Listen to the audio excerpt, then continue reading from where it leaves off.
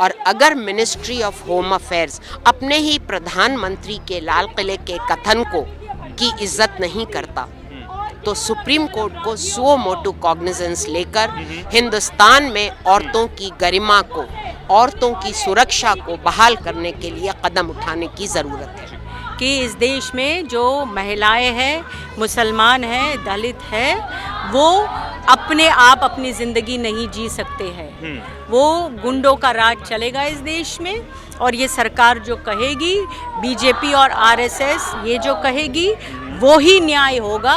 न्याय व्यवस्था, कानून वगैरह कुछ नहीं होगा। वो ये बताना चाह रही हैं कि ये मगरमच्छ के आंसू प्रधानमंत्री का पर्दाफाश करना पड़ेगा आम नागरिक को। न्याय व्यवस्था का कोई काम ही नहीं है। उस तरह से वो लोग घर तोड़ रहे हैं। मतलब जो पूरी पुलिस इंक्वायरी होनी चाहिए, गुनहगार है तो सज़ा होगी, न्याय व्यवस्था के हिसाब से अरेस्ट कीजिए, उसको जेल में डालिए। लेकिन नहीं, वो ही तय करेंगे ये गुनहगार है तो उसका घर तोड़ दो। 2002 के गुजरात दंगों की विभीषिका तो आपको याद होगी। उसी गुजरात दंगों में एक विभत्स मामला सामने आया था। बिल्किस बानो, उनका गैंगरेप किया गया। उस समय वो गर्भवती थी और उनका गैंगरेप किया गया महज इसलिए क्योंकि वे एक मुस्लिम महिला थी। गैंगरेप करने वाले सो कॉल्ड देशभक्त बजरंग दल के कार्यकर्ता थे। बजरंग दल के कार्यकर्ताओं ने तहलका के स्टिंग ऑपरेशन में ये तक कबूल किया कि हाँ, हमने ही गुजरात राइट्स में, गोधरा दंगों में मुसलमानों की हत्या की थी और हमने गिन गिन कर, चुन चुन कर उनको मारा था। और एक ऐसा ही मामला उस वक्त सामने आया था और आज उस मामले के जितने भी आरोपी हैं उन्हें रिहाई दे दी गई। मर्सी पिटीशन एक्सेप्ट कर ली गई और उनको जब वे बाहर आए और तो उनको आरती की थाली से और गेंदे के फूलों के हार से उनका स्वागत किया गया। इस देश में अक्सर ऐसा होता रहता है, जब भी कोई गुनहगार किसी महिला का या ख़ास करके किसी मुस्लिम महिला का, किसी मुस्लिम बच्ची का जो है वो रेप करके बाहर आता है तो उनका स्वागत किया जाता है, उन्हें लीगल असिस्टेंस प्रोवाइड किया जाता है बीजेपी के नेताओं द्वारा। जयंत सिन्हा आप जानते ही हैं, उन्होंने पहले जब कठुआ रेप केस हुआ था उसके जो आरोपी थे उनको लीगल असिस्टेंस प्रोवाइड किया और उनको माला पहनाते हुए बीजेपी के नेता की तस्वीरें आई थी। और आज फिर ऐसा ही हुआ है, जब बिल्किस बानो के आरोपी मर्सी पिटीशन उनकी जब स्वीकार कर ली गई, जब वे बाहर आए तो उनको फूलों की माला से स्वागत किया गया। क्या यही हमारी संस्कृति है कि एक महिला का आप अगर बलात्कार कर दें तो आपको फूलों की मालाएं मिलेंगी? इसी मुद्दे को लेकर यहाँ पर इस वक्त जो है वो प्रोटेस्ट चल रहा है। जंतर मंतर में मैं इस वक्त हूँ और महिलाएं हैं बहुत सारी जो कि अपनी एक बहन के लिए, अपनी एक साथी के लिए आज प्रदर्शन कर रही हैं। हर महिला का एक दूसरे से एक रिश्ता है, भले ही वो खून का रिश्ता ना हो, भले ही वो सामाजिक रिश्ता ना हो, लेकिन एक महिला का महिला होने के नाते, या फिर मैं ये कहूँ एक इंसान का इंसान होने के नाते एक दूसरे से रिश्ता है। और मैम हमारे साथ हैं। नमस्कार मैम, आपका नाम क्या है? मेरा नाम मैमूना मुल्ला, एडवा से हूँ जी। मैम, अक्सर हमने यही पैटर्न देखा है, जब भी कोई एक्सट्रीमिस्ट हिंदू संगठन का व्यक्ति इस तरह की हरकत किसी महिला के साथ करता है और वो बाहर आता है तो उसको फूलों से स्वागत होता है। तो ये मैसेजिंग किस तरीके से देखते हैं, क्या संदेश देना चाहते हैं ये लोग? मैसेजिंग ये है कि औरत की यही औकात है। जब ये राइट विंग संगठन इस तरह की हरकतें करते हैं और विद इम्प्यूनिटी करते हैं, जहाँ पर उनको एस्टैब्लिशमेंट का, रूलिंग डिस्पेंसेशन का संरक्षण हासिल होता है, तो वो लोग यही करते हैं। मैसेजिंग ये है कि औरत की यही औकात है। नारा ज़रूर देते हैं, जुमले ज़रूर बोलते हैं बेटी बचाओ के, लेकिन औकात दिखा भी देते हैं। अभी देखिए आप, लाल किले से 75 साल आज़ादी के पूरे होने पर उन्होंने एक बहुत ही बड़ा मेगा जुमला बोला, नारी शक्ति।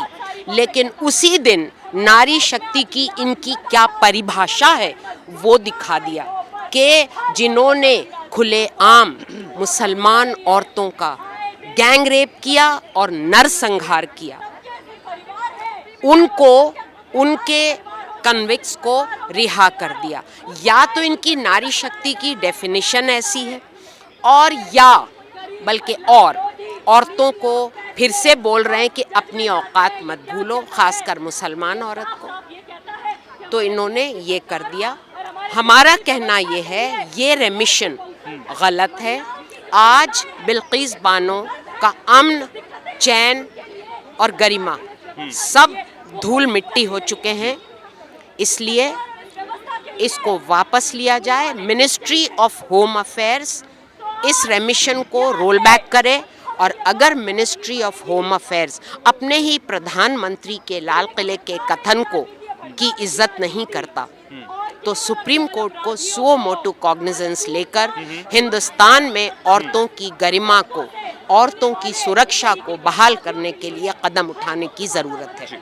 बहुत धन्यवाद। मरियम धावले मेरे साथ हैं, महिलाओं पर सामाजिक हिंसा पर खुलकर बात करती हैं और हमेशा अपनी आवाज़ उठाती रहती हैं। मैम, ये संदेश किस तरह का है कि जब भी कोई एक्सट्रीमिस्ट संगठन का व्यक्ति किसी महिला का रेप करता है, उसे जो है वो रिहाई मिल जाती है और उसका फूलों से स्वागत होता है, ये संदेश क्या देना चाहती है सरकार?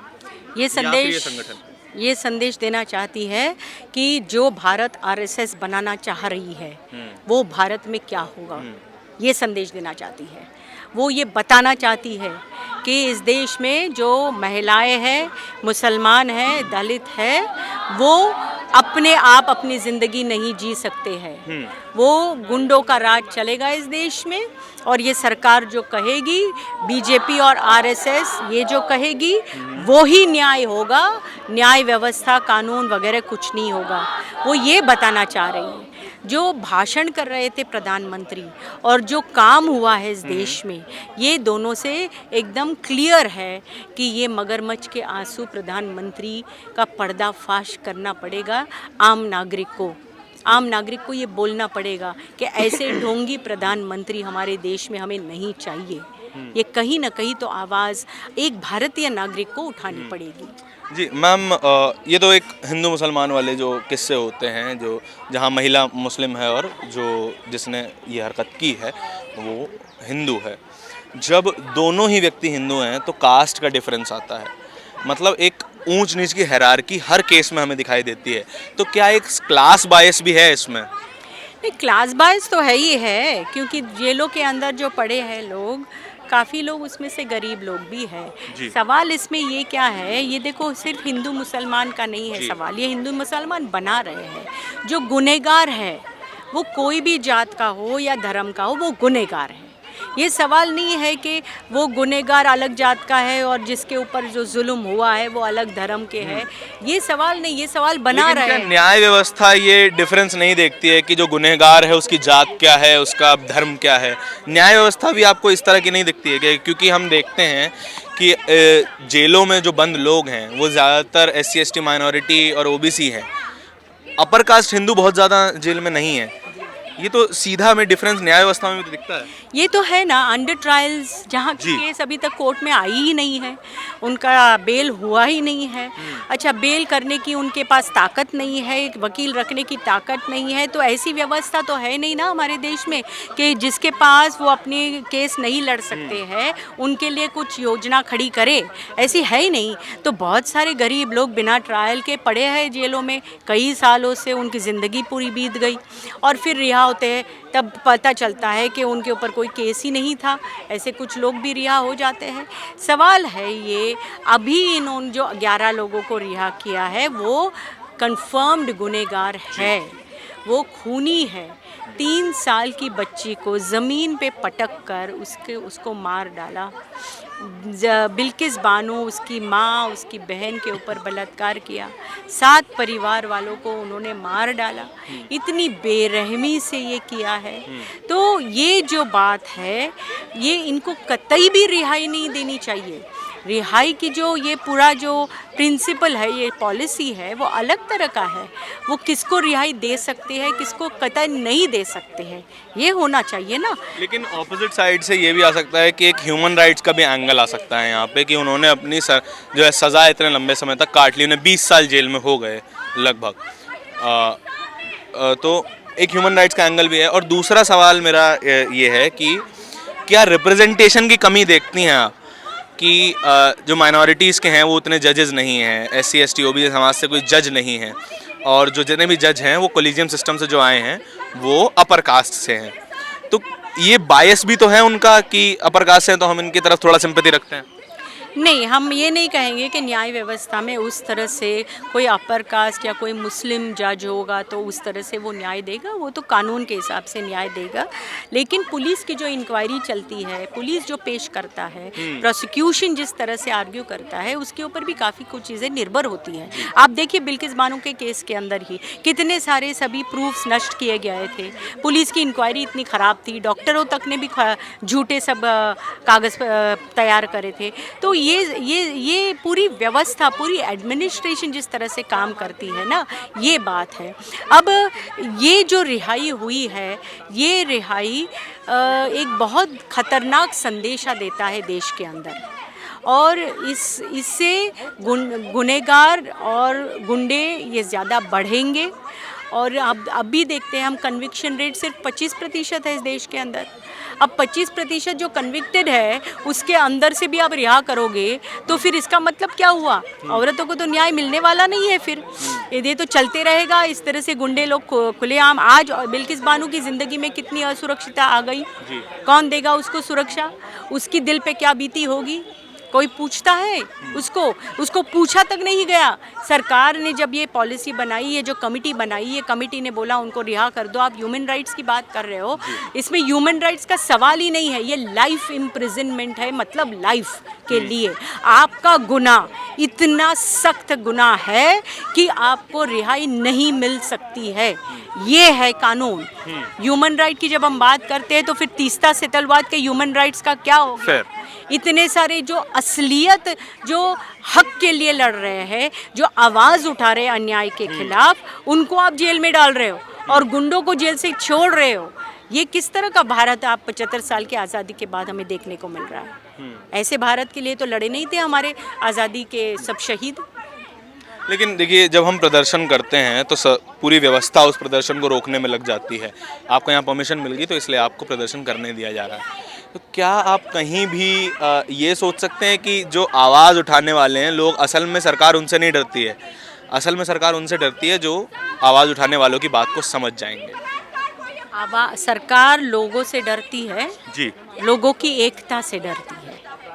अब यहाँ पे एक सिंबॉलिक प्रदर्शन हो रहा है, लेकिन पूरे मुल्क में प्रदर्शन हो रहा है। केरला में जनवादी महिला समिति की तरफ से गांव-गांव में प्रदर्शन हो रहे हैं। हज़ारों की तादाद में महिलाएं रास्ते पे आ रही है वहाँ पर, ये कहते हुए कि ये नाइंसाफ़ी है, क्योंकि एक बिल्किस बानो के गुनहगार अगर छूट गए तो एक प्रेसिडेंट बन जाता है पूरे देश में। कहाँ पे गुनहगारों को वो छोड़ेंगे अभी फिर? तो इसलिए पूरे मुल्क के अंदर इसी ग्राउंड से बहुत सारे और अपराधी भी छूट सकते हैं और ये छोड़ेंगे भी, क्योंकि ये सरकार ही ऐसी है ना। आरएसएस जो है, ये सारा आरएसएस की तो भूमिका ही है उनके लोगों को बचाओ। आप देखिए जो लिंचिंग हुआ था गाय के सवाल के ऊपर, हाँ, गोश्त के सवाल के ऊपर जो लिंचिंग हुआ था, उनमें से कुछ एक जन को तो सरकारी नौकरी मिल गई, एक जन को तो उसको बधाई दी गई। तो आप देखिए ना किस तरह से, किस दिशा में जा रहा है ये देश। ये पूरी तरीके से गुंडों का राज, लॉ एंड ऑर्डर की जब बात करते हैं ये लोग, गुंडों का राज चल रहा है। यूपी में देखिए आप, बिल्कुल प्रदर्शन नहीं करने देते हैं। किस तरह से वो कहीं पे भी देखिए औरतों के ऊपर जुल्म बढ़ते जा रहा है। न्याय व्यवस्था का कोई काम ही नहीं है। उस तरह से वो लोग घर तोड़ रहे हैं। मतलब जो पूरी पुलिस इंक्वायरी होनी चाहिए, गुनहगार है तो सज़ा होगी, न्याय व्यवस्था के हिसाब से अरेस्ट कीजिए, उसको जेल में डालिए। लेकिन नहीं, वो ही तय करेंगे ये गुनहगार है तो उसका घर तोड़ दो। तो इस तरह का जो है ना, ये मनुस्मृति इन ऑपरेशन वो करना चाह रहे हैं इस देश के अंदर।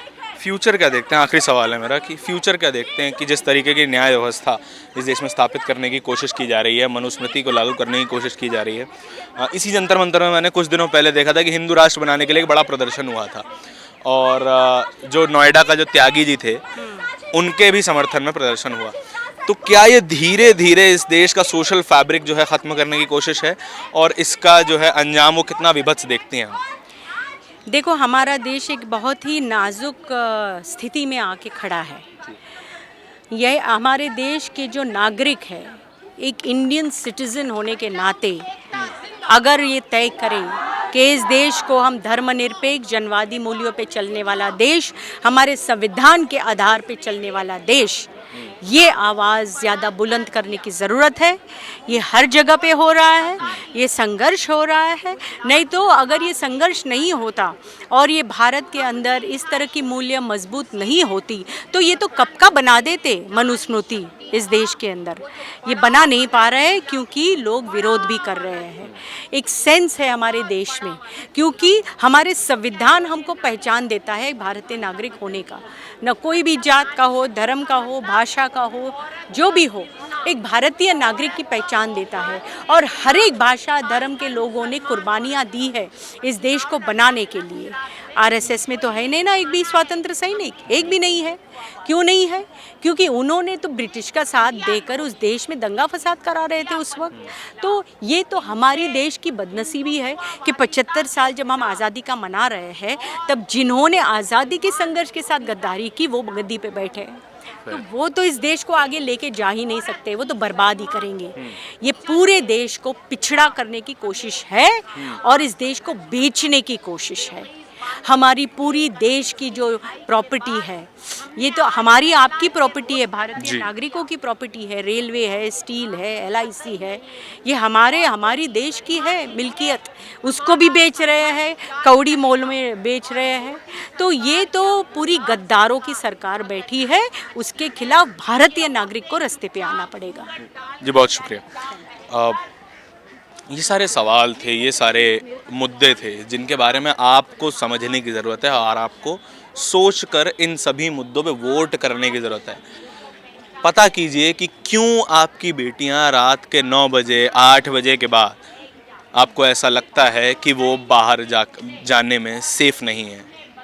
आपको खुद से ये सवाल करना पड़ेगा और जिस दिन आपको ये समझ में आ जाए कि आपकी बेटियां जो हैं वो 9 बजे के बाद बाहर जाने में सेफ़ हैं, उस सरकार को वोट दीजिए। ये स्थिति बहुत लंबी है, ये इस स्थिति के तक पहुंचने में हमें बहुत समय लगेगा। इसी तरह की कहानियाँ, इसी तरह के सवाल हम आप तक लाते रहते हैं। कैमरा पर्सन आशीष के साथ जंतर मंतर से धारण की रिपोर्ट। धन्यवाद।